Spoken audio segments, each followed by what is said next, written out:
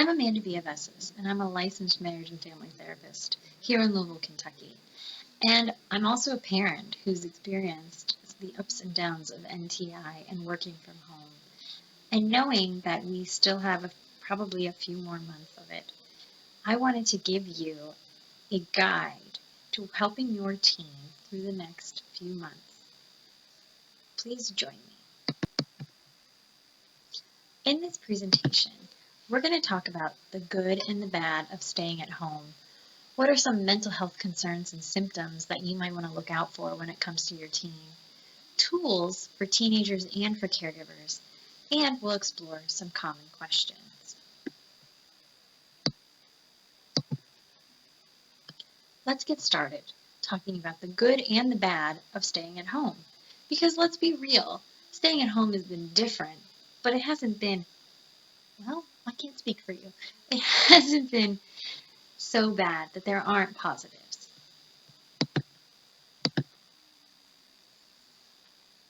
So here's some of the good and the bad of staying at home. Well, one is that people have reported increased opportunity for family time and connectedness. More awareness of what's going on with your teen at school and what their schedules are and assignments. And some teens have reported that their mental health has improved while being at home. And this could possibly be connected to the decreased social stressors that we see at school. So they're much more in their comfort zone. Of course, there's always a downside. 50% of teens surveyed said that their mental health was worse than it was when pre-pandemic time, as well as socialization, which is a key to mental health, has decreased significantly for the majority of teens. And many teens and their families have reported issues related to NTI and time management, which is really why we're here today, right? So let's talk about teen mental health. What's the difference between being sad because you're not at school with your friends and being depressed or clinically depressed, to where you might need to see a therapist or talk to your doctor? Sadness is very normal. It's something that we all probably have experienced in the last 9 to 12 months. Teens who normally have access to their friends in some way during school hours, such as in class or in between class, lunch, etc., have limited access to their friends. And in a video call, you can't lean over and whisper to a classmate or quickly catch up during the passing period. So that decrease that we're seeing in communication for teenagers can significantly impact the way they're feeling. Now, you might think of these as small, just insignificant little interactions, but think about you going into the office. Think about that midday chat that you might have with your coworkers around the water cooler, or having a cup of coffee and popping into someone's office to say hello and see what's up. Those are important aspects of your day, and they're important for teenagers too. So let's look at some possible depressive symptoms.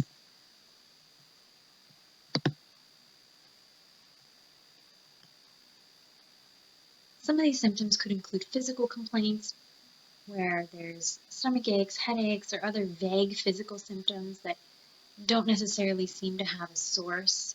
Those can be associated with depression. We know depression can be connected to inflammation in the body, which can cause aches and pains all over. There can be social withdrawal.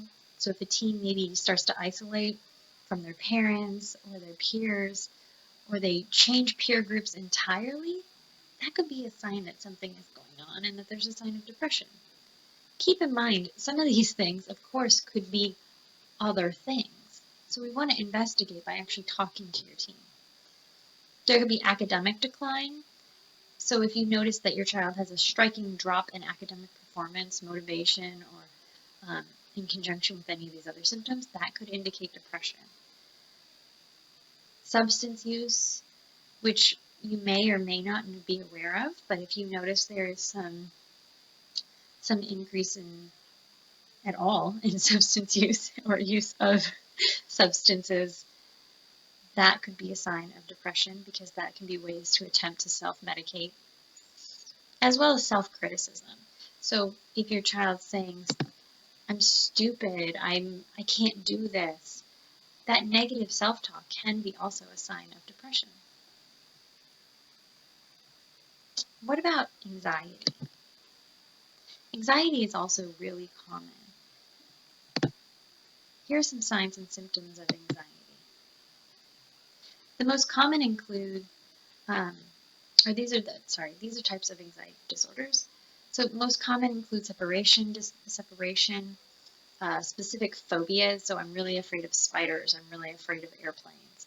Social anxiety disorder or social phobia, which you would notice maybe a tendency to avoid crowds or avoid new situations and meeting people. Panic disorder, agoraphobia, meaning going outside and into the world, going to big places like the mall or to concerts and events. And we might actually see an increase in that after we've been staying home so much. You might even notice you start to experience a little bit of agoraphobia. And then generalized anxiety disorder. So here are some symptoms to differentiate like a panic attack versus anxiety. So starting with possible anxiety symptoms. Again, physical complaints, that's very common. Our bodies often carry signs when we are having an emotional or mental experience that needs some attention. There might be social withdrawal here as well. There might also be academic decline. What you might notice is maybe some issues with sleep or some worry when it comes to bedtime. Often ruminations and worries do start to pop up around bedtime. It's very common for adults and for teenagers and children. And then you might notice emotional changes. So sometimes anxiety looks more like irritability or feeling keyed up or difficulty concentrating, as well as some restlessness. So how do you talk to your teen about some of these issues? So let's talk about how to talk to your teen about mental health and their mood.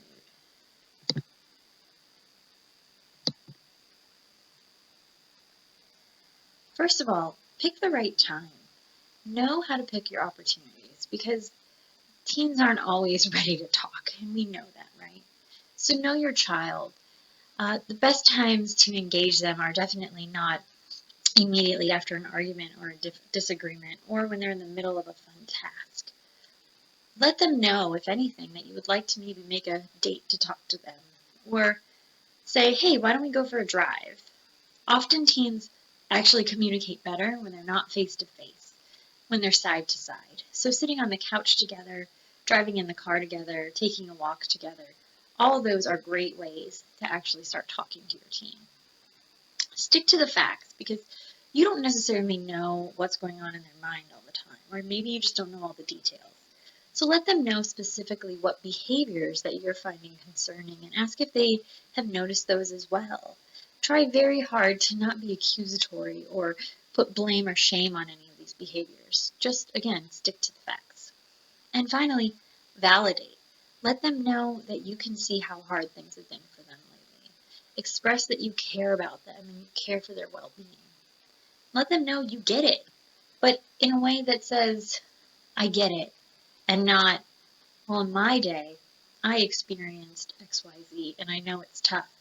Because honestly, teens want the attention to be on them and not necessarily on you talking about your experience. Another way you can also talk about mental health with your teen is by talking about other people, such as people in movies or people in books, people that you're seeing together so that you can say, hey man, that was really tough for that person, or oh my gosh, look at that, it looks like they're so anxious. I know somebody who's really anxious. These are opportunities to normalize mental health and mood and let them know that they can talk to you because you're aware of these things and open to them.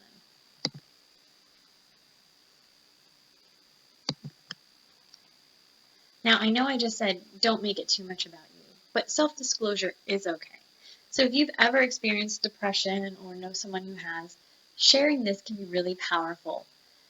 But again, be sure not to take over the conversation, making it just about your experience. Make sure that you reflect back on them and ask, is that how it feels for you? so that you can actually get clarifying statements instead of making assumptions. And finally, be ready for pushback or not. Oftentimes, parents are reluctant to have this conversation because they are so concerned that it will go poorly, and it might, that they just don't have it at all. But you might be surprised to find out that really your child is thankful to have someone notice and validate their experience. These are really opportunities to plant seeds. So even if this time didn't go well, notice that you're planting the seed of openness or communication, understanding, validation, etc. And for teens, it might take them a few days or weeks to finally come to you to say, you know what, I actually am experiencing those things. Or to recognize that you do feel like a safe person that I can talk to, and I won't be punished for having bad grades because I've been feeling depressed or because I've been feeling anxious and I'm uncertain what to do. So now let's talk about tools that the caregivers and teens can both use. Fortunately for you all, there are many tools you can use. Let's talk first about time management. This is one I've seen a lot of people struggling with, and a lot of my teen clients have been struggling with. I'm struggling with it too, because when you're at home, there are no real boundaries around anything. You're not going from home to work or to school where there's more organization to your day. A lot of times, you have a lot of free space to sort of make things up or figure things out. So let's talk time management. One thing you can do is keep a family planner with everyone's schedule. Place it somewhere like on the fridge so that everyone can see it and they know where each person is supposed to be and when they're supposed to be there. Put your phones away as much as humanly possible. Phones are really addictive and they're huge distractions and time sucks. We go down the Facebook hole or the Instagram hole or the email or just simply searching for randomness on our phones online, that it can really, really create big distractions and take away our organization and our ability to focus. So try as much as possible to have phones put away during class time and work time. And use the sticky note method. This is one that has been really, really helpful for a lot of my teenagers and for adults, and I like to use it as well because it's a way of creating a task list that's very visible so that you're aware of what your to-dos are. It also helps you break things down into smaller parts and decrease that feeling of being overwhelmed, which so many of us feel overwhelmed right now. So here's an example of the sticky note method. What you do is you have a to-do list and a done list, and if you want, you can put in the middle a doing list. And you're going to put information about the class, or if it's for you as an adult, you'll put the information of the task that you need done at work. You're going to put it on a sticky note. And then you're going to take that sticky note and put it in the to-do list. And you might organize these based on, say, level of difficulty. There might be multiple parts for, say, a paper. Hence, I put intro for English paper is due on Monday and not the entire English paper. So you might break some tasks into smaller parts, and your kid might need some help with this, but it's actually a really useful tool for everyone to look at because sometimes we look at big tasks and we start to feel overwhelmed and we don't know where to start. Anyone who has experienced ADD or ADHD symptoms knows the value of having things visible and broken down into doable, manageable tasks. So you put this on your to-do list, and then as you're working on it, I like to take the sticky note off, put it on my desktop, right on my monitor so that I can look at it and see it, and I know what I'm focusing on for that time. And then when it's done, I get the satisfaction of moving it over to the done pile, which is, of course, a really great feeling. Now, don't forget that this is a really stressful time for all of us, and honestly, life in general can be pretty stressful for all of us, even in non-pandemic times. So be sure to make time for fun, whether that's family fun, individual fun, etc. We need to have time to blow off steam and just really enjoy ourselves. And also, these can be really great bonding opportunities. So everyone needs downtime, and when we work or go to school from home, There are less boundaries when it comes to the school day and where the work day or school day ends, and when downtime begins. Now, if you typically drive into work and go into an office, you probably have a really great transition period between work and home where you get to listen to the music you like or the podcasts you want, or even just sit in silence and have a little bit of time all to yourself, hopefully time that nobody needs you. And teens need this too because they have so many pressures put on them from school, whether it's academic, social, etc., or pressures they put on themselves in life.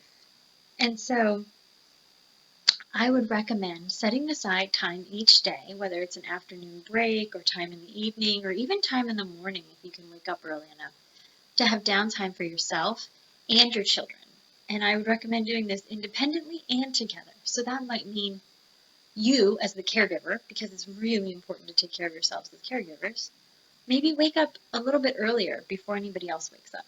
And perhaps you take a walk, or you enjoy a cup of coffee and you read a book or watch a show that you really like to watch. Anything that's going to maybe help you feel good. So fun can include things like movement or exercise, creativity or hobby time, chill time or social time. And also don't forget to set schedules. Now, I mentioned the schedule that you want to put maybe on your fridge or somewhere where everybody's going to be able to see it. Setting a predictable schedule can help minimize stress for everyone. You don't have to be rigid, but it's okay for schedules to change, but setting a time for family connection, such as maybe dinner time, or right now I know my family has breakfast, lunch, and dinner together. Time for homework to be done. So here's a time frame when you encourage your child to work on homework, and then you can maybe make time for fun after that. Time for family members to be alone, especially when we're all in the same house together. So setting those expectations and talking about those things with one another to say, hey, I would like to have a half an hour to myself. Can you watch the kids? Or, hey, kids, I would like to have a half an hour to myself. Why don't you all go read a book, play video games, call your friend, etc. And then, take some time for family members to, or put on your schedule time for family members to have that alone time, fun time, socialization time, exercise time. All those things can help reduce cortisol, which is our stress hormone. So we want to reduce those things. Movement is really great for that, and I'll talk more about that in a second. Let's talk about you first, though, before we go on to our kids anymore and how to help manage them and help them schedule their time and take care of themselves. What about you as the caregiver? You do know that there's this thing called co-regulation, and it happens in relationships. So if one person is really amped up and really angry, then the other person is going to start to co-regulate in response to that person's behavior.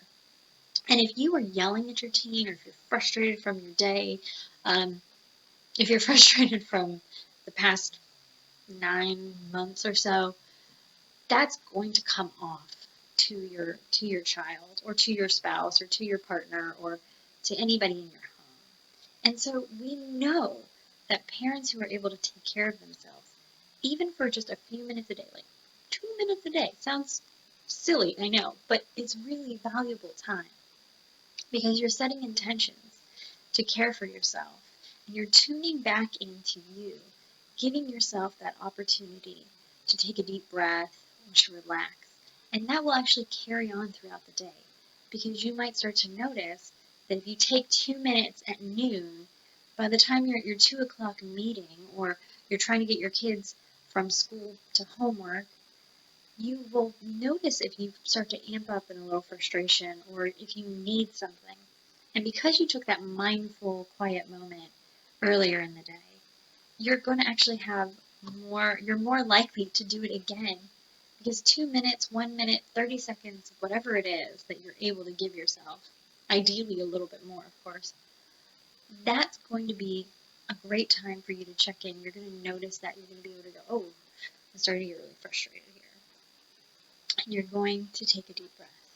Or you're going to say, you know what? This isn't as important as it feels right now. they're playing their games, I'll let them play games for another half an hour, and I'll go enjoy some quiet time for myself. It helps us kind of start to make decisions in a way that's not based on just being reactionary, but from a more maybe logical and balanced place. So let's talk about relaxation. Caregivers really need a break. And in this current environment, it's not uncommon to feel stressed or anxious or depressed yourself. So try taking a stretch break every 25 minutes. I like to use what's called the tomato timer, which gives you prompts on your computer and tells you every 25 minutes to stop and take a stretch break. These breaks should not involve doing chores or reading email or being on your phone, because guess what? That's not very restorative. Looking at your phone and doing some mindless task, that doesn't really make us feel better. It doesn't fill up our cup. You want to do something that's going to fill your cup. And so that includes things like taking a few deep breaths, maybe laying down for a quick little nap, taking a walk, getting some movement in, something along those lines. And if you insist on doing chores, do them mindfully. Slow down if you're washing dishes. Notice the feeling of having the water run over your hands. Notice what sounds or what sights are in the kitchen. Watch as you're scrubbing a cup or a bowl, and just notice the experience of that. Again, these things sound kind of silly, but those actually can be kind of restorative. Now let's talk about your teen. I'm going to say it. Allow some social media. I should put some in there. Allow some social media. Now, we know social media has its downsides, so we want to use it responsibly. It's one of the biggest connecting points, though, for teens today. So whether it's using, goodness, they use so many different platforms these days, but whether they're on TikTok or they're on WhatsApp or they're on, clearly I didn't make a list for myself, Instagram or Facebook to some degree, Snapchat, etc. These are all ways that teens are able to connect to themselves and connect to their friends. So, while it definitely has its downsides, because we know social media can be addictive and we know that it can affect self-image, it's important for teens to have social engagement opportunities. And currently, these are the best ways for them to socially connect with others in a safe, healthy environment. But before we get ahead of ourselves, I want you to know and remember, you're the parent, so you're going to set the guidelines. Talk to your teen about social media and technology guidelines. Help them understand that you want them to feel connected to their friends, but you also have some concerns. And set guidelines with your teen's help, because who actually knows some of this stuff better than teens? Nobody. So, here are some suggestions. Limit time on their phone just to hours after school or perhaps after homework. But talk to them about when their friends are going to be on and when they can connect with their friends. When are your friends most on, you might want to ask. And if they say, well, typically 8 o'clock, 9 o'clock, you say, okay, that might be a good time for you to get on and chat with people. Encourage live interaction versus passive interaction. So FaceTiming with friends, texting, gaming together, etc. All of those are live interactions. And what's great about that is that they are having that experience that they would have almost like they would in person. And it's not as passive where maybe they make a comment on somebody's picture on Instagram or something like that. The live piece keeps them engaged versus, having passively experienced something. And that's typically where we get into when we start to just kind of do what's called doom scrolling. I love that term. And find really not a lot of benefit from it. So having that, encouraging that live interaction between whether it's texting or just calling each other and playing games together. There are so many ways for teens to connect these days, and I guarantee you they are more aware of them than you are. So let them lead a little bit, but you still set the guidelines. Ask questions if you don't know. Let them feel like the expert. That's really important in relationship building with them. Finally, let's talk a little bit about how you can talk to your teens so they'll actually listen. And this is a book that I would highly recommend to any parent or caregiver of a teen, which is called How to Talk So Teens Will Listen and Listen So Teens Will Talk. And if you have younger children, there are other editions for children of younger ages. So many parent-teen interactions can result in feeling disconnected or frustrated or even feeling a little concerned for your child. So if you want to improve that communication, consider this. 1, be cool. Be pleasant, be open-minded, be comfortable to be around. If you don't feel comfortable to be around, maybe they're worried that you're going to say something that feels judgy or shameful, they're going to keep things locked down and they're not going to share very much with you. So you can still keep good parent-child boundaries. You don't have to be their best friend.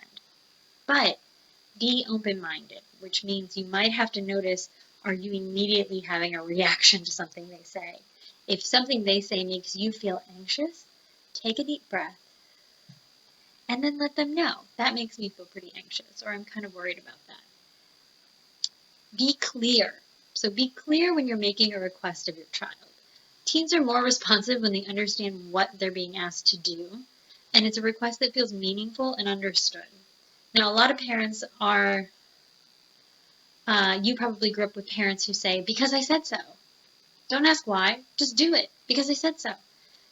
That doesn't make teens who are really on the edge of becoming adults. That doesn't make them feel very much like they're part of the team, or that you're respecting the fact that they are an intelligent, being who's capable of understanding. You don't, because I said so, starts to feel really forceful. And remember, we co-regulate. So if somebody feels like they're being oppressed, they will react to that. So instead, be clear. Let them know. Can you please clean off the dinner table because it's almost dinner time, and I really want to get our stuff out there while it's still hot. You don't have to tell them too much, but you've told them what you want them to do. And you can give them timelines of when you want things done by. Can you please bring your laundry down before 2 o'clock because I'm going to throw laundry on after lunch? Be curious. Sincerely ask questions to better understand who your child is as a person. Acknowledge that they may not be the same as when they were little kids. Can I be real with you for a second? That one is so killer, isn't it? Because we picture, as parents, our children in their adorable toddler baby phase for such a long time. And sometimes we really long to go back there. We long for the cuddles and the cuteness and the time when our children, really depended on us. Acknowledge that your teen is growing and they're trying to figure out who they are. And sometimes that's going to be a little weird. It's going to look a little odd maybe to you, or maybe it feels concerning. But be open and be curious about it. Let them know that you still value them as a person and you still love them as a person and accept them as a person, even as they're sort of morphing and figuring out what person they really want to be. Finally, be caring. So genuinely care and validate their thoughts and feelings. Ask yourself this when you're talking to your teen. Does this feel like I'm being caring? Does this feel like I genuinely validate and accept who they are? Because when we start to feel validated and accepted and cared for, we're going to open up and we're going to trust other people and we're going to tell them things that maybe we wouldn't feel comfortable telling other people. Or it gives us space to not be so reactionary and for them to maybe slow down and start thinking about, well, what is it they really are experiencing so that they can better articulate and talk to you about it. So let's get on to some of the common questions. Here's some common questions that I get from parents often. So how do I get my teen to be motivated? They seem to lack motivation for everything, including schoolwork and maintaining a schedule. Well, I have my answer here, but I also want to say recognize that this is a really hard time. This is a tricky time. They are learning and teachers are learning how to make all this work. Still, even after being in this since August, September. So give them a little breathing room when they're not feeling motivated. Recognize what maybe your own assumptions are about that motivation and how that might affect the way you're talking to them. And then start by talking to them. Ask them how they're doing, point out that you've noticed some of these issues. Notice your own frustration when you say this. Talk about the boundaries you'll need to set to help maintain a schedule and accomplishing things.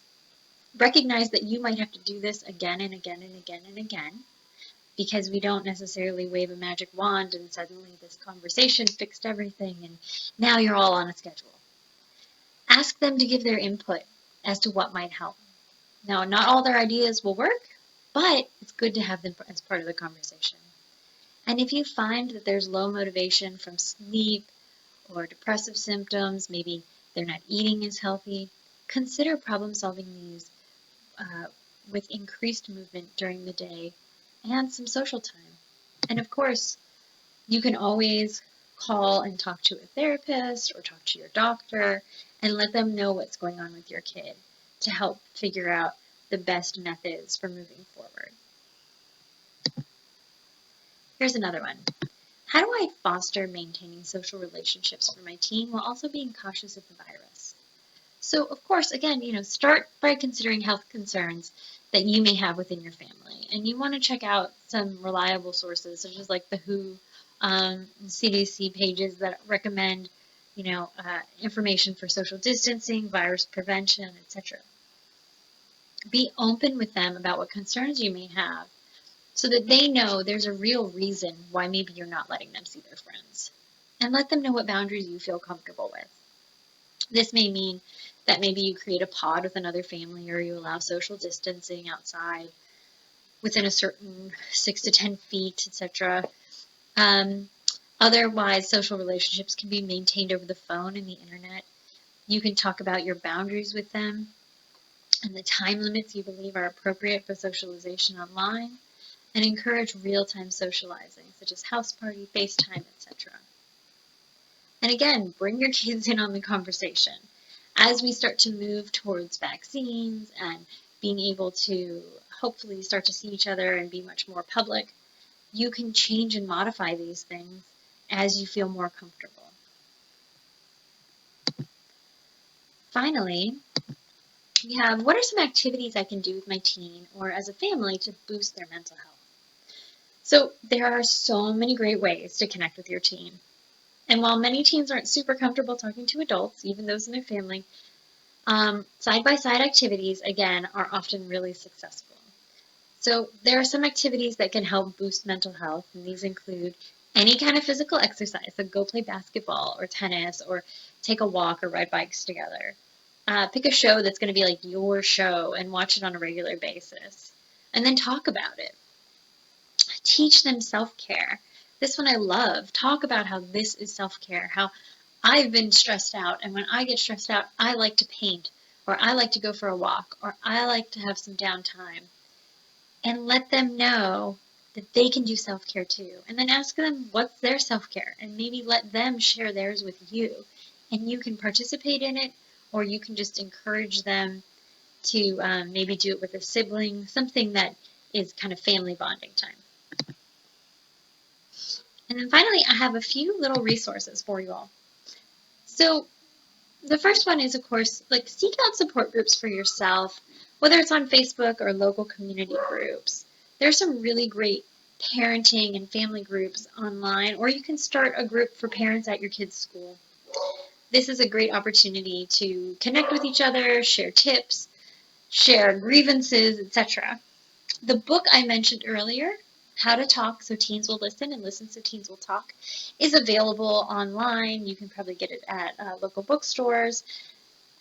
And, even some school counselors will actually have that book on their shelf.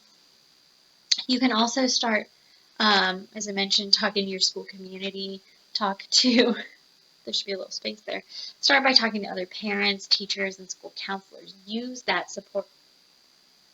There are teen support groups. There's a group right now that is run through U of L, I believe, called the Path to Purpose. There's also Therapy Tribe, which is a teen support group online. You can contact NAMI using Google. And then there are counseling connections and referrals. So Mental Health Lou is an organization that I run that helps people connect with mental health resources, therapists, etc. You are welcome to email me there and let me know if you have any questions or concerns when it comes to your teen or your family or yourself and what your mental health needs might be, and I can help give you resources. North Star Counseling Center is where I'm in private practice, and Martin and Muir Counseling is another practice that I often work with and do talks just like this for teens. You can also check out some great parenting podcasts for when you're out doing your self-care and taking a walk. So, Power Your Parenting, Mighty Parenting, Their Own Devices, and Moms Don't Have Time to Read Books, because let's be real, moms don't have time to read books. All right. Thank you very much for listening to me today and letting me be here to help you out this season as we move into the final stretch, hopefully, here of our NTI. You can contact me at these email addresses, amanda@mentalhealthlou.com or amanda@amandavmft.com. Thank you very much. Have a wonderful day.